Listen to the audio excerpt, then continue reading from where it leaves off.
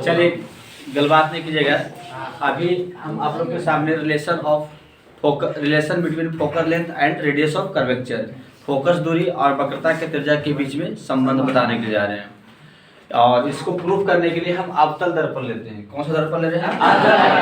अच्छा ये बताइएगा, सबसे पहले फोकस दूरी का संकेत क्या होता है, इसको कैसे लिखा जाता है? हाँ, फोकस दूरी को स्मॉल एफ से लिखते हैं। वक्रता का त्रिज्या को कैसे लिखते हैं? वक्रता को त्रिज्या को हम आर मान लिए, कैपिटल आर मान लेते हैं। क्या मान लेते हैं? कैपिटल आर मान लेते हैं। यहाँ पर जो रिलेशन होता है आर बराबर 2f होता है। क्या होता है? यही हमें प्रूफ करना है। यानी रेडियस ऑफ कर्वेचर जो होता है फोकल लेंथ का क्या होता है? दुगना होता है। Radius of curvature focal length का क्या होता है? दुगना। समझ रहे हैं? चलिए ठीक है, तो इसके लिए एक बनाना है अवतल दर्पण। क्या बना दिए हैं? अवतल दर्पण मिल गया। और अवतल दर्पण बना दिए। यहाँ पर एक लेते हैं प्रिंसिपल एक्सिस। देखिए बड़ा सा स्केल है, इसका डबल यूज होता है। स्केल के रूप में भी यूज करते हैं और स्टिक के रूप में भी यूज होता है।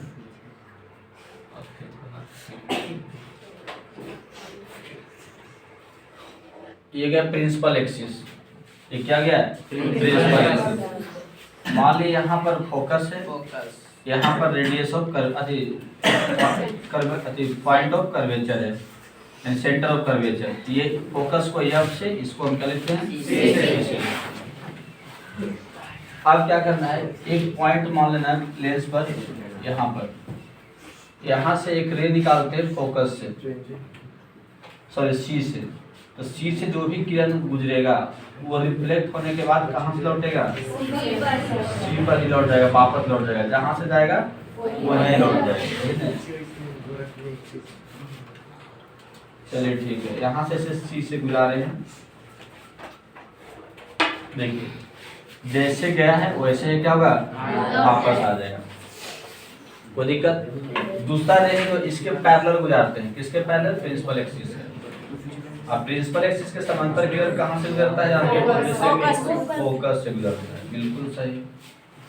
प्रिंसिपल एक्सिस के जो समांतर किरण होगा वो परावर्तन के पश्चात कहाँ से गुजरेगा? ये फोकस से गुजरेगा, यहाँ से।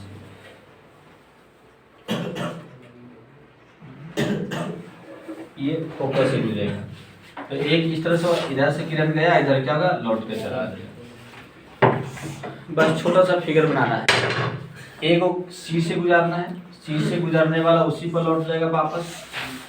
एक को प्रधान अक्ष के समांतर गुजारना है प्रिंसिपल एक्सिस का। अब प्रिंसिपल एक्सिस के जो समांतर गुजारते हैं वो कहाँ से गुजरेगा? कोई दिक्कत? चलिए अब सबको लिखिए। यहाँ सी हो गया, एफ हो गया, इसको हम मान लेते हैं पी मान लेते हैं, ठीक है ना। और इसको यह मान लेते हैं, जहाँ पर ये पॉइंट क्या हो गया? यहाँ से परपेंडिकुलर खींचते हैं इस पर। जब इस पर परपेंडिकुलर खींचिएगा तो इसको हम मान लेते हैं एन। क्या मान लेते हैं? ठीक है, देखने से पता चल रहा है कि एन और पी लगभग सेम ही है, थोड़ा सा डिफरेंस है ना, एक ही जगह लगभग है, तो दोनों को हम सेम मान के चलते हैं। अब देखिएगा यहाँ पर फोकस दूरी जो होगा, यहाँ से यहाँ तक के डिस्टेंस को हम क्या बोलते हैं? फोकस दूरी कहते हैं। तो फोकस दूरी हो गया एफ पी। क्या हो गया? एफ पी बराबर एफ। ये हो जाएगा ना, फोकस दूरी एफ पी बराबर एफ। वक्रता का त्रिज्या क्या होगा? C P. क्या होगा? सी पी बराबर क्या हो गया? आर। सी पी बराबर क्या हो गया? आर। इतना बात समझ में आ रहा होगा? चलिए अब आगे देखना है। ये जो एंगल है आपतन, ये जो रे है आपतित किरण है, यानी इंसिडेंस रे है। और यहाँ से इंसिडेंस रे आया, यहाँ से लौट के चल गया, तो ये हो गया रिफ्लेक्टेड रे। ये हो गया आपतित किरण, ये हो गया परावर्तित किरण। और जो सी से गुजरता है ना वो दर्पण पर अभिलंब होता है। जैसे कि ये भी सी से गुजर रहा है प्रधान अक्ष, ये भी क्या होता है? अभिलंब होता है, यहाँ पर 90 डिग्री बनाएगा। ये भी सी से गुजर रहा है, ये लाइन, ये वाला बीच वाला लाइन, ये भी सी से गुजर रहा है, तो ये भी क्या होगा? यहाँ पर परपेंडिकुलर होगा। ये भी दर्पण पर क्या होगा? 90 डिग्री बनाएगा। तो सी से गुजरने वाले जितना भी किरण है, ये दर्पण बना लिए हैं। ये क्या बन गया? दर्पण बन गया। और यहाँ पर एफ है, यहाँ पर क्या है? सी है। तो सी से जितना भी किरण गुजारी है, जैसे कि मान लीजिए सी से गुजरा, तो यहाँ पर 90 डिग्री बनाएगा। ये सी से गुजरा तो ये भी यहाँ पर क्या बनाएगा 90। ये सी से तो ये भी यहाँ पर क्या बनाएगा 90। मतलब सी से गुजरने वाले सभी जो किरण होते हैं वो दर्पण से लंबवत होते हैं, परपेंडिकुलर होते हैं। तो ये नॉर्मल हो गया, ये क्या हो गया नॉर्मल हो गया, क्योंकि ये सी से गुजर रहा है, नॉर्मल। अभिलंब हो गया। ये आपतित किरण, परावर्तित किरण। तो आपतित किरण और अभिलंब के बीच के कोण को हम आपतन कोण बोलते हैं। क्या बोलते हैं आपतन कोण, जिससे आई से लिखते हैं, है ना। उसके बाद देखिए आपतित किरण, परावर्तित किरण और अभिलंब के बीच के कोण को परावर्तन कोण कहते हैं, जिसे हम आर क्या लिखते हैं आर से। और प्रकाश के परावर्तन के नियम से पढ़े थे कि आपतन कोण परावर्तन कोण के क्या होता है बराबर होता है। चलिए इतना बस समझ में आ रहा होगा। तो यहाँ पर आपने क्या देखे, यहाँ इसको ए मान लीजिए, इस पॉइंट को बी मान लेते हैं, लास्ट पॉइंट को ए और क्या हो गया बी। यहाँ आप प्रकाश के परावर्तन के नियम से क्या होगा, प्रकाश के परावर्तन के नियम से पहले इतना बताना है। प्रकाश के परावर्तन के नियम से होता है आपतन कोण, आपतन कोण यानी आई, कोण आई बराबर क्या हो गया परावर्तन कोण, परावर्तन कोण यानी कोण क्या हो गया आर हो गया। कोण आई बराबर कोण क्या हो गया आर हो गया। तो इसलिए आई का मतलब क्या हुआ ए एम सी, नहीं यह है ना, तो ए एम क्या हो गया सी। तो कोण ए एम सी बराबर कोण क्या हो गया सी एम बी, ने सी एम क्या हो गया बी। तो कोण सी एम बी लिखिए या सी एम एफ लिखिए, बात क्या रहेगा बराबर रहेगा, कोई दिक्कत।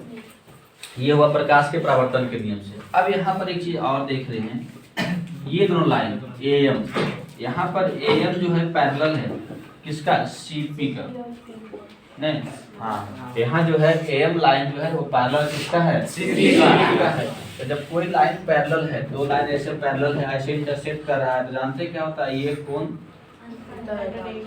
यदि ये कोण है तो इस कोण के क्या होगा बराबर होगा। अल्टरनेट इंटर एंगल, एकांतर क्या होते हैं बराबर होते हैं।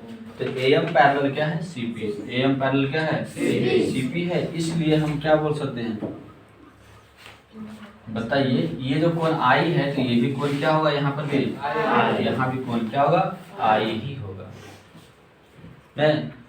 तो इसलिए हम बोल सकते हैं डायरेक्ट कि कोण एम सी पी, कोण क्या होगा एम सी पी बराबर भी क्या होगा आई। जब इतना समझ में आ रहा है तो अब देखिए ये कोण आई था, ये भी कोण आई हो गया, ये कोण क्या है आर, ये कोण क्या है आर है। चलिए ठीक है, इतनी बात समझ में आ गई।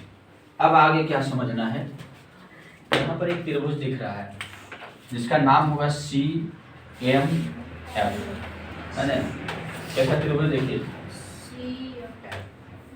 ऐसा करके एक त्रिभुज है, यहाँ पर सी है, यहाँ पर एम है, यहाँ पर क्या है एफ है। देखिए सी एम और नीचे क्या है एफ, यहाँ त्रिभुज है। और यहाँ जो कोण बन रहा था ये आई था, और ये कोण क्या है आर है, और आई आर के बराबर होता है, आई आर क्या होता है बराबर। तो जब ये दोनों कोण बराबर है तो ये दोनों भुजा भी क्या होगा बराबर होगा। समद्विबाहु त्रिभुज जिसमें दो कोण बराबर होते हैं तो उसके सम्मुख भुजा भी क्या होते हैं बराबर होते हैं। तो ये दोनों भुजा भी क्या होगा बराबर होगा। तो यहाँ से कंफर्म हो गया कि सी एफ बराबर क्या होगा एफ, नहीं तो डायरेक्ट बोलेगा त्रिभुज किसमें सी एम एफ में। चूंकि सिंस कोण सी बराबर कोण एम है इसलिए क्या होगा सी एफ बराबर क्या होगा एफ, सी एफ बराबर क्या हो गया एफ। तो दिक्कत, तो हमने ये बराबर दिखा दिए, यहाँ से यहाँ तक का दूरी, यहाँ से यहाँ तक दूरी सी एफ, देखिए सी एफ है, अब बराबर यहाँ से यहाँ तक दूरी एफ है, ये दोनों क्या है ये एफ बराबर है। इतना बात समझ आ रहा होगा। अब हमें दिखाना है कि ये दोनों भी बराबर है, ये वाला और ये वाला, मतलब ये वाला लाइन और ये लाइन दोनों क्या है बराबर। उसको कैसे दिखाना है, तो उसके लिए कुछ मानना होगा। क्या मानना होगा कि देखिए यदि दर्पण का कर्वेचर, यदि दर्पण का वक्रता, वक्रता का मतलब होता है कर्वेचर, कर्वेचर, यदि दर्पण का कर्वेचर बहुत कम हो, क्या हो, बहुत कम हो, तो डायरेक्ट लिखना है। तो क्या होगा, Fm जो होगा Fp के बराबर होगा।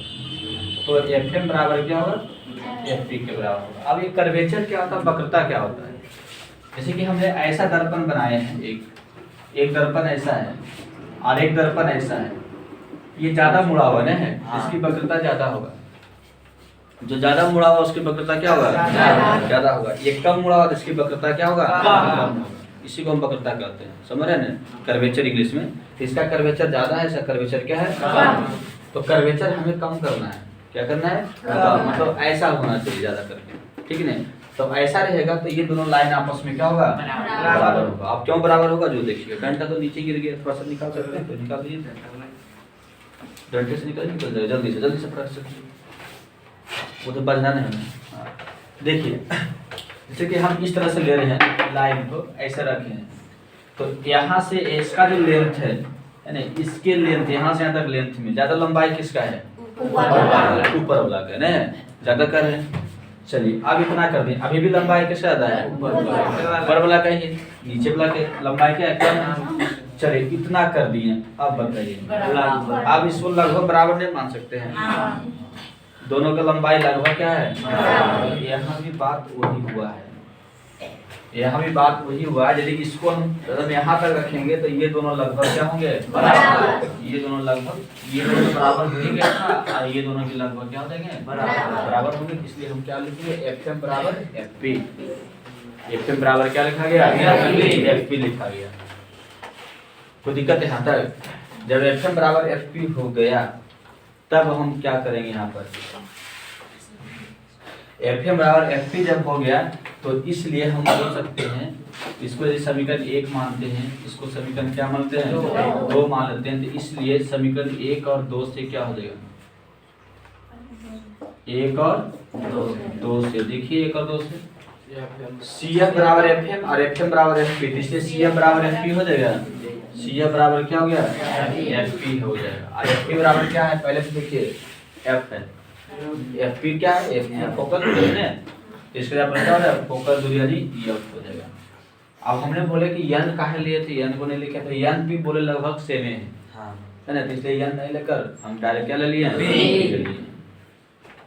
तो ये हो गया F हो गया, क्या हो गया ये।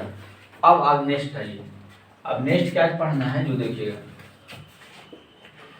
ये Cp बराबर, यहाँ से आता Cp है ना, Cp बराबर क्या होगा,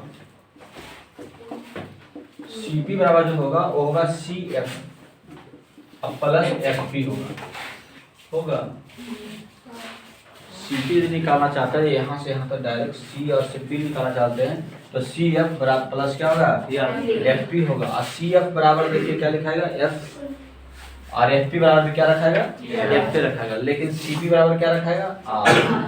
Cp बराबर क्या रखाएगा, R। तो यहाँ पर हो गया R और यहाँ पर हो गया F प्लस क्या हो गया, F, इसलिए R बराबर F क्या हो गया, 2F प्रूफ हो गया। इन प्रूफ करना है, तो दिक्कत, यानी हम बोलते हैं वक्रता का त्रिज्या जो होगा,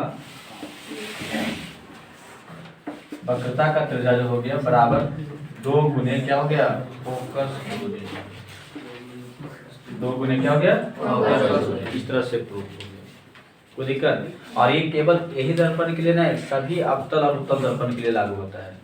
कोई भी उत्तल दर्पण है, वक्रता का जो त्रिज्या होगा फोकस दूरी का क्या होता है, दुगना होता है। कोई भी उत्तल दर्पण हो, वक्रता त्रिज्या जो होगा फोकस दूरी का क्या होगा, दुगना। कोई दिक्कत है यहाँ तक, चलिए लिख लीजिए।